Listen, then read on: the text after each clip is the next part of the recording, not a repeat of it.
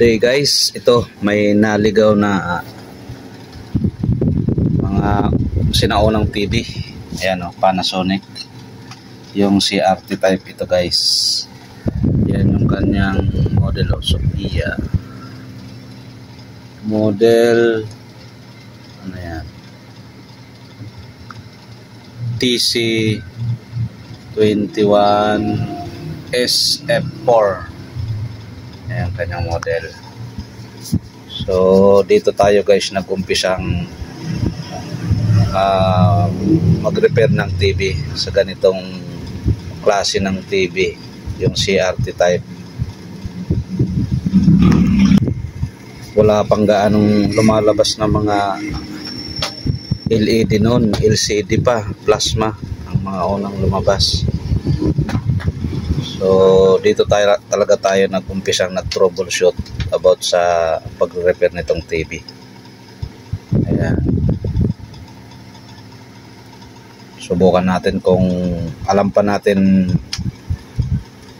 mag-troubleshoot nito. So umpisahan natin, tingnan natin. Power. Ayan, umiilaw oh. Patayin natin yung ilaw natin para makita yung standby power. Ayan oh. Trigger natin, pindutin natin yung channel.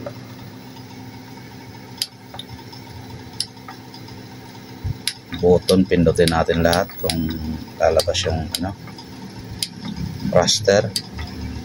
Wala. So ayaw magbukas pero may standby power oh. Patayin natin. Ayun, may pumitik, may gumuhit na gano'n no. Sindi natin ulit. Trigger, wala talaga. Patayin natin. Ayun, may kumikislap na guhit dyan. Okay, buksan natin para malaman natin kung kaya pa nating i-repair ito. CRT type Panasonic. So ito na guys, nabuksan na natin. Ito yung kanyang laman loob. Ganito talaga ang CRT oh. Grabing alikabok oh. Umpisa na nating basahin ang circuit board nito.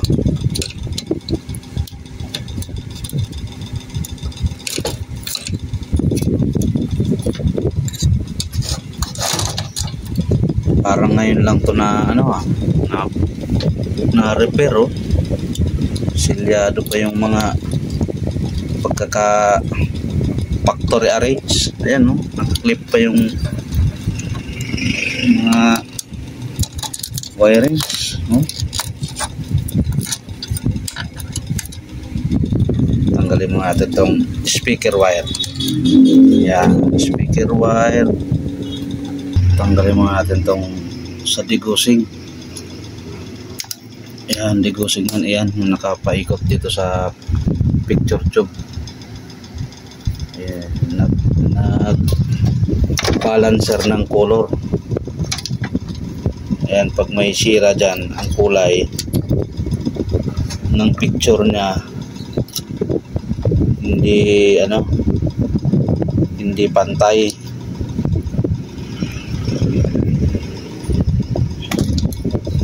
Okay, ito basahin natin to.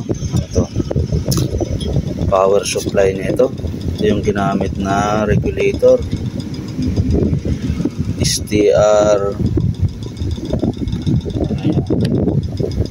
1006 na yung ginamit niyang regulator. Ito IC niya sa audio, sa ano to sa buffer IC na to, kasi yung audio IC na ito dalawa, ito sa buffer.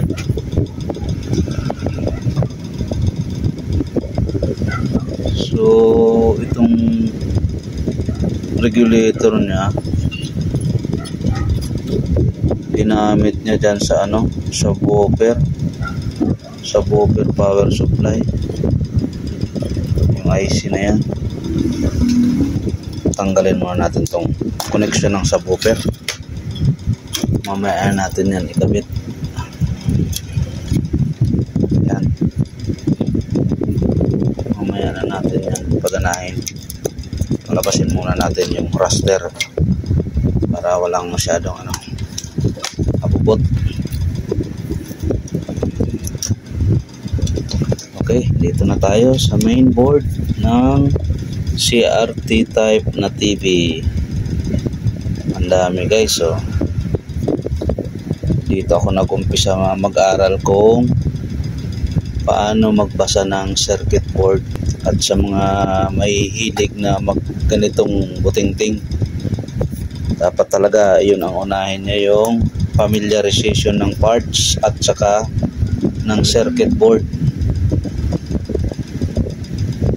Nung nag-training ako, ito yung pinag-aralan namin. Inisa-isa sa amin yan yung ano, yung parts, kung ano ang functions, anong klaseng pyesa yan. Ayan, capacitor nya nahubaran na, oh. Bumaba na yung damit niya, oh. Kita na yung ano, nag-boreless na siya, pero good pa siya dahil karamihan kasi nito makikita dito bloated. Yun ang unang sign ng electrolytic capacitor pag sira.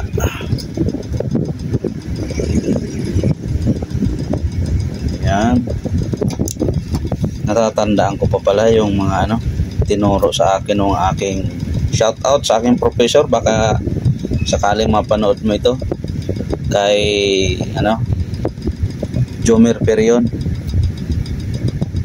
dyan sa St. Peterbilt Training Center dyan sa Cubao. Shout out sa iyo, sir. Paramdam ka naman, sir. Ayan, yung mga tinuro mo sa akin ditong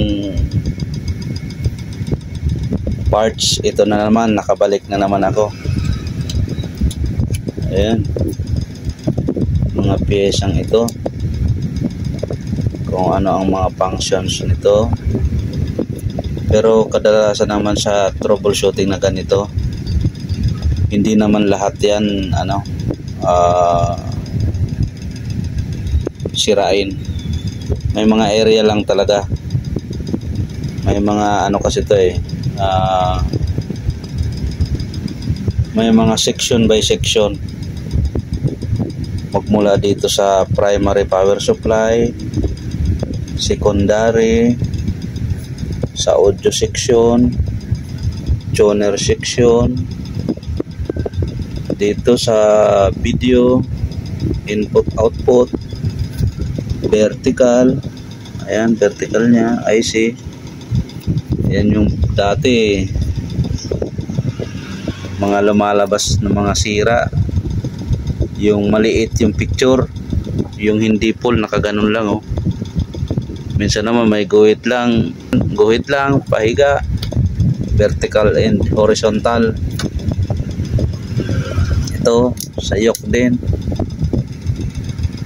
ito yoke na to, pag sira naman to, tuldok lang ang makikita mo doon sa screen mo, tuldok lang pag ito ang may sira. May sira din tong shorted, naninibak ng output ito, oh. Anong ginamit niyang output, tingnan natin. D2499, oh. Yan din, magka-partner yan dito, flyback. Pag sira yan, mayroon kaming patestingan ito sa Raon. Ang kilala ko doon si ano, si Golden Arms, kaya lang wala na ngayon. Siyempre new generation na tayo. Output, ito yung kanyang regulator sa main power supply. main IC na ito, tinatawag na chroma. Grabe, naaalala ko na yung mga dating bangungot din na troubleshooting nito.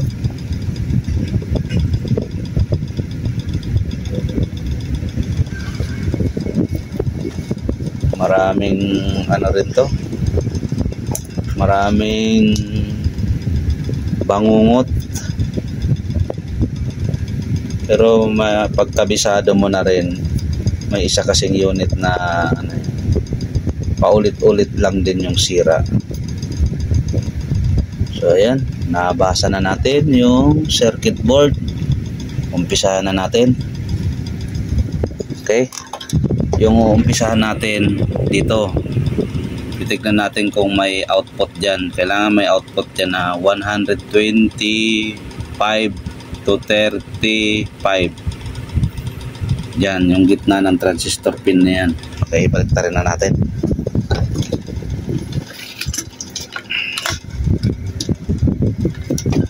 Yun ang unang-unang gagawin natin ito. Saan yun? Ayan. Diyan tayo. Ito yun eh. Ayan o. D2499. Yung collector niyan, yung gitna. Ayan. Diyan tayo magtututok ng tester natin. Okay. Isa na natin. Body ground tayo dito sa may gilid ng picture tube. Ayan ang ground niyan. Ito ang unang titesterin natin. Tignan natin kung may supply na pumapasok yan.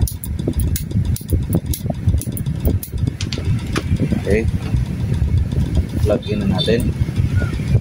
Tukan natin yung collector ng transistor output. Tignan natin yung tester kung may pumasok.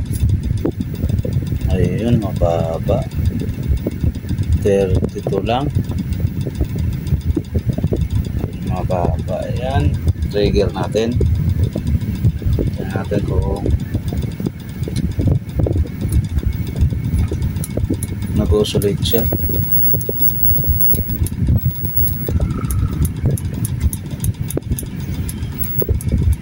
Wala. So kaya wala siyang ano, raster, dahil yung output niya walang supply. Yung input ng flyback 50 lang yun.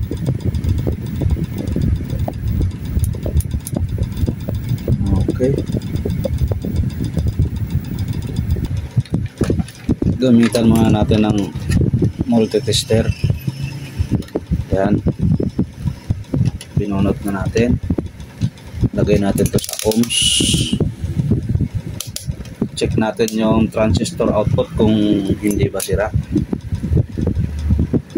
Ayan, good naman, no? Ayan, base, collector, emitter. I-reverse natin yung test drag natin. Ayan, good, oh. Kasi kung sira yan, ano, papalo pa rin yan ng malakas. So good yung output natin. So mababa yung umaakyat na voltage. Sundan muna natin yung power supply. Select natin sa 250 DC. Plug in natin. Sundan natin yung ano, ito yung main filter capacitor. Dito na tayo mag-ground. Kunin natin yung ground dito. Tignan natin yung main filter capacitor. Ayan, mayroon. Dito tayo sa secondary power supply. Tingnan natin yung ano, yung high voltage dito, yung papunta sa flyback. Dito natin makikita kung ilan yung ano, kung ilan yung B+. Yan guys, so dyan yung malalaman kung ilan ang B+ ng TV. Ayan, SE 090. So, ibig sabihin 90 volts DC lang ito.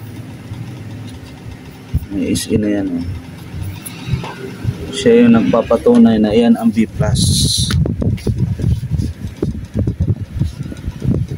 So, dapat may makuha tayong 90 volts dyan sa secondary. Itong capacitor na to, oh. Yan, dapat may makuha tayo ditong 90. Ulitin natin, plug in natin. Dapat mayroong 90 ito. Ayun. Yan yung 780 lang. 80. Next step tayo. Ayan. Mag-check tayo ng mga ng mga hinang, baka may nag-lose contact dito sa may chopper. Okay. Ayan, mayroon nga ako nakikita. Lumalabas na yung niya, yung B+ dito sa secondary filter capacitor niya. Nandiyan na yung 90, lumalabas na. Ayan, oh, nakikita ko nga may mga loose connection sa chopper, oh. Ayan, oh. Naglulos. Yung vertical din, ganun din, eh, oh. Hinahangin na natin yan. Okay, mag-reheat muna tayo dito sa secondary.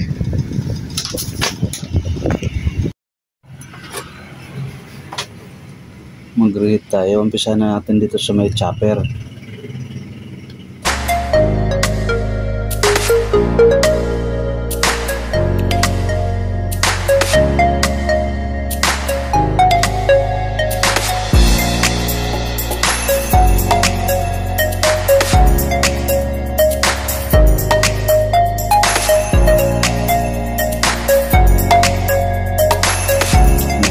Yung vertical IC, itong mahaba na to.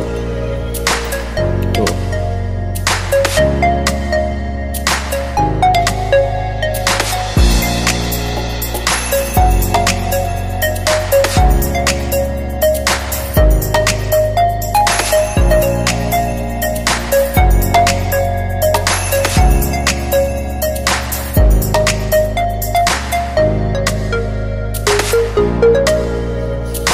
Okay, testing natin, plug in na natin. Testing na natin. I-off muna natin yung switch, plug in. Tapos switch natin, dito tayo kumuha ng ground sa electrolytic secondary B+. Tingnan natin dito sa output. Ayun, mayroon na 80. Tingnan natin ang oscillation kung mayroon. Ilagay natin sa 1000 AC. Tingnan natin kung mayroon. Pag pumalo ng malakas yan, mayroon na yan. Ayun. Uy, nag-oscillate na. Tingnan natin yung CRT kung umiilaw. Ayun, mayroon na. May heater na. May ilaw na yung tube. Ayan, yung heater filament. Tingnan natin yung screen niya kung mayroon. Tingnan natin. Ayun, mayroon na nga. Ayan, may raster na. Ayun, may raster na siya. Okay. So loose connection yung problema niya dito sa secondary, pagtawid ng chopper, pati yung vertical IC flyback hininang natin. Ayan, pati dito sa may horizontal section rinihit natin yan. So nag-oscillate yung high voltage, lumabas na yung raster, iharap natin. Ayusin muna natin. Plug in na natin. Power. Tingnan natin. Ayun, lumabas na. May raster na. Kabitan natin ang TV Plus. Ayan. Linaw.